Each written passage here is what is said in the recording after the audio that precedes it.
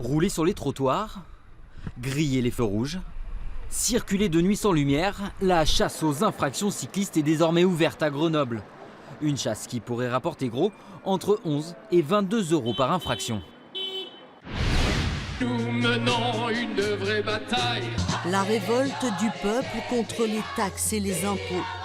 En 1579, la reine Catherine de Médicis viendra même à Romans exhorter ses fidèles à rétablir l'ordre, alors que les petits artisans et la plèbe contrôlent la ville.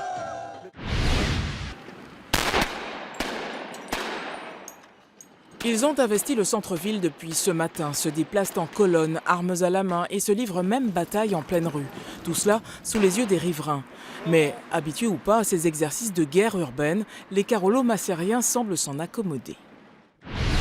Il y a un employé qui a pris en otage tout le comité de direction, ainsi qu'un agent de sécurité.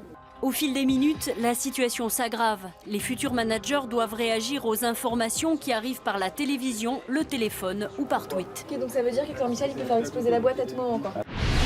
Je veux un retour de la corde porteuse, ici avec un système de traction. Grimpe. L'acronyme ne fait pas forcément référence à leur aptitude d'alpiniste. Ces pompiers funambules utilisent aussi bien des techniques venues de la montagne que de la spéléologie. Elles sont bien là car la terre a pu se réchauffer. La technique fonctionne mais présente aussi un inconvénient. Le poids de la bâche fait tourner la tête aux asperges.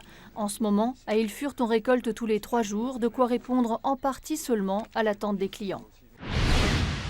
La viande lyophilisée, elle, est déjà sur le marché. La cuisson, elle doit être très courte. Le burger du futur, c'est 750 g d'eau, 200 d'huile sur 1 kg de viande déshydratée. Ils n'en reviennent pas. Il est 15 h, c'est la fin de la vente aux enchères. Les supporters ont vendu leur tifo, 10 panneaux de chèvres pour près de 4 000 €. Une première. Pour nous, elles sont à l'image des joueurs actuels et malheureusement, on a omis qu'on allait offenser les chèvres et il a bien fallu qu'on réunisse cette somme pour pouvoir les dédommager. Il paraît qu'il est très orgueilleux, très fier de ses conquêtes. 2 semaines qu'il déambule avec ses trophées. Baguenot est devenu l'attraction de la ville, la mascotte des commerçants. Cet après-midi, il avait donné rendez-vous à un photographe aérien pour son baptême de vol. Pour l'immortaliser, il y a l'autre complice de ce succès. Donc ça, c'est la poignée du parachute. Mais surtout, tu la tires pas, c'est moi qui la tire. C'est la 10e édition de cette course très particulière. 43 centres de loisirs parisiens y sont inscrits et chacun a construit son véhicule. 600 enfants ont participé à ce grand prix des caisses à savon des Buttes-Chaumont.